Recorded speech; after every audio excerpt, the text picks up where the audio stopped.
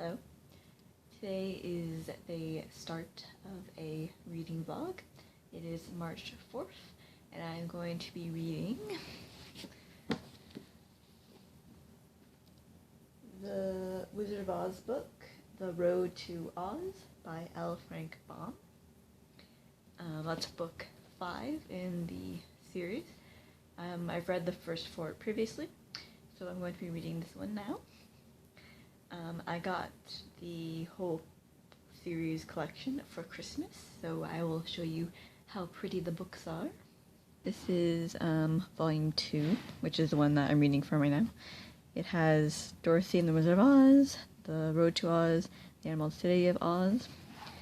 Has a pretty picture there of the city. Oh, it's shiny. And then I have, over here, so the box they came in. The complete paperback collection has 5 books. Has very pretty things on there. 15 titles, 5 books. One classic American fairy tale. Join old friend Dorothy Gale, the Wizard of Oz, the Scarecrow, the Tin Woodman, and the Cowardly Lion, as well as new ones such as Tick-Tock, Ring-a-Tink, and Ozma, as they explore the wonderful world of Oz. And on this side we have a pretty picture, and that's the inside there. This is volume 1. This is volume 3. And volume 4. And volume 5. So,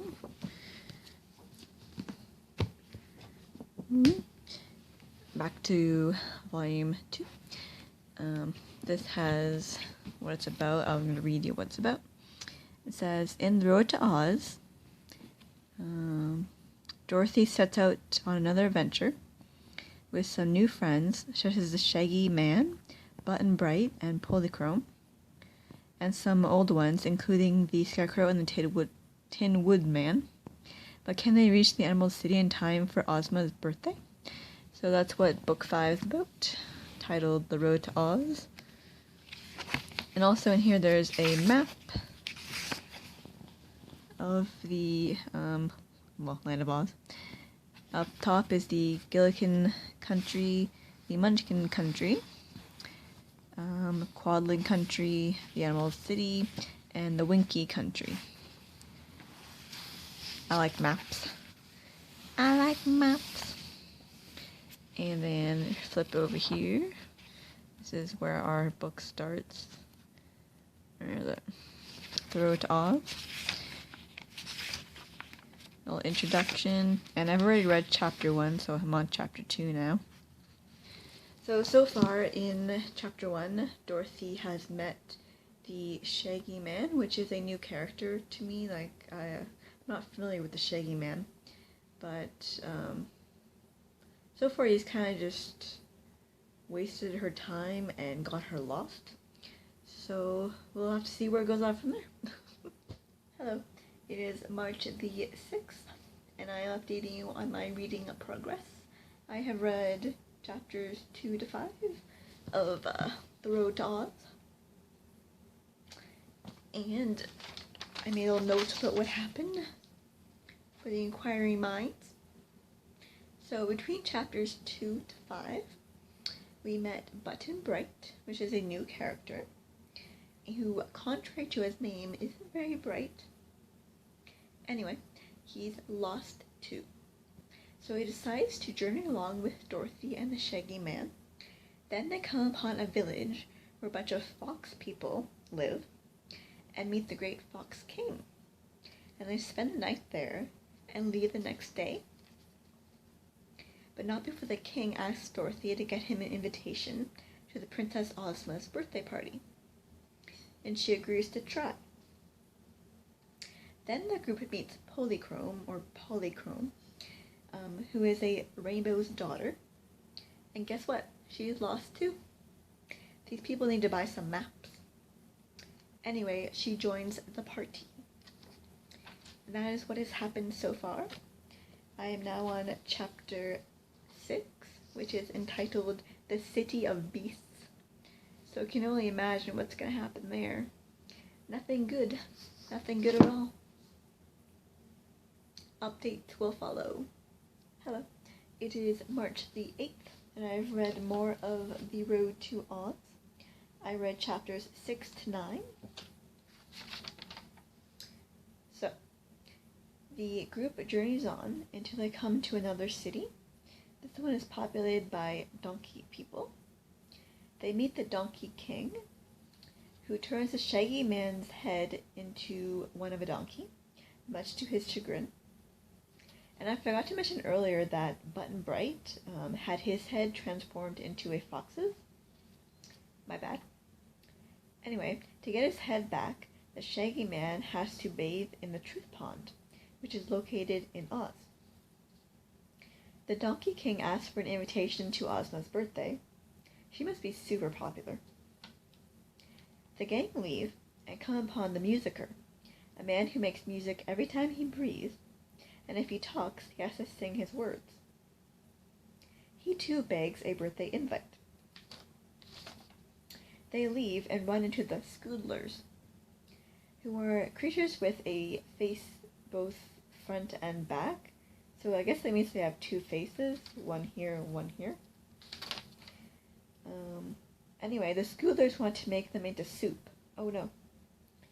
Dorothy and her friends try to run, but the Scoodlers take their heads off. The Scoodlers take their heads off of the Scoodlers, and they throw them at them.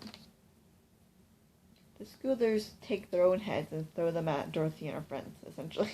That was a confusing sentence. Anyway, that was the end of chapter 9. It left off on a cliffhanger. What's gonna happen? I don't know, but these guys are on some adventure. Like, every time you turn around, it's something different. Anyway, I'll update you later. Hello. It is March 10th, and I have read chapters 10 to 15, and I have lots to tell you. So, the gang is being attacked by the Scoodlers. That's where we left off last time. Who want them for soup. How will they escape? They meet the Scoodler Queen, and they insult her, so they're definitely soup now.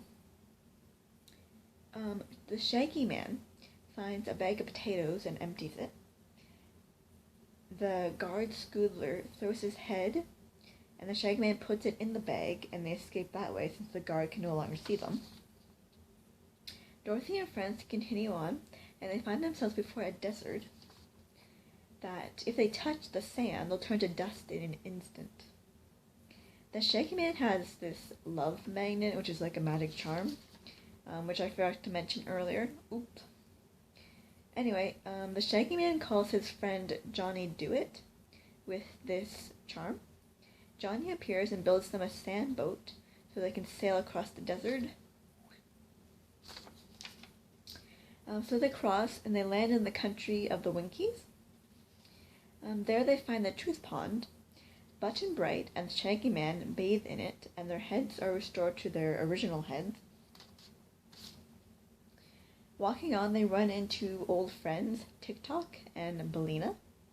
Tick-Tock is a man made of copper, and Billina is a yellow hen. Billina has had 10 chicks. 10!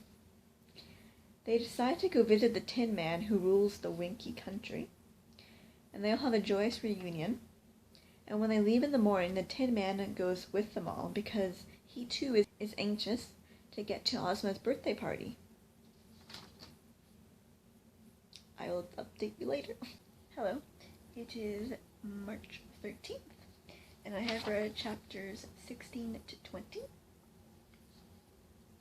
So, the group walk on, and they meet Jack Pumpkinhead in a pumpkin field. Surprisingly, he doesn't join their expedition, but does say he'll be at the birthday party. They come across a cowardly lion and a hungry tiger, and they're really close to the Emerald City now. Exciting. The lion and the tiger are pulling a chariot, which some of the group get to ride in while the others follow behind, which seems to me a little unfair. Why can't they all ride in the chariot? Anyway, they arrive at the gorgeous palace and are shown to their rooms, where they get all gussied up before seeing Princess Ozma. They see Princess Ozma, and it's a glorious reunion for all involved. And the next day, the other guests are going to arrive for her party, so I'm sure we'll get to see all kinds of more new people. Since it seems like a lot of this book is just being introduced to new people as they journey along. It's certainly one way of telling a story. Well, I'll see you another time with all the guests involved. Hello, it is March the 17th, St. Patrick's Day, woo! And I have finished The Road to Oz. Actually, I finished it a couple days ago, but I've been remiss in updating. My bad. So, chapters 21 to 24, this is what happened. As I said, we get introduced to all the party guests. And before that, though, the Scarecrow returns from getting stuffed with new straw, and another joyous reunion occurs. Dorothy, who is an honorary princess in Oz, receives the guests because Ozma is busy with party prep. Jack Pumpkinhead arrives, along with Glinda, Mr. H.M. Wogglebug T.E., Bellina and her chicks, and Tick-Tock. Then, this distinguished guest, which included King Dough the First, who is a gingerbread man, Chick the Cherub, who's a child, and Para Bruin, who's a rubber bear. And then you'll never guess it, but Santa shows up, followed by a variety of different royalty, too numerous to name. And now it's time for the grand banquet. They all feast and have a grand old time, and then tomorrow, the birthday celebration. Ozma's birthday is a success with a band, music, dancing, magic tricks. What fun! And then the guests all float home in soap bubbles. The end. So that was The Road to Oz by L. Frank Baum. And I think it was good. And I think it's just, the writing is, and the story is so creative and perfectly nonsensical and quirky. It's very much like Alice in Wonderland in that way, where it's just one crazy adventure after another. So that was our vlog, and I'll see you next time.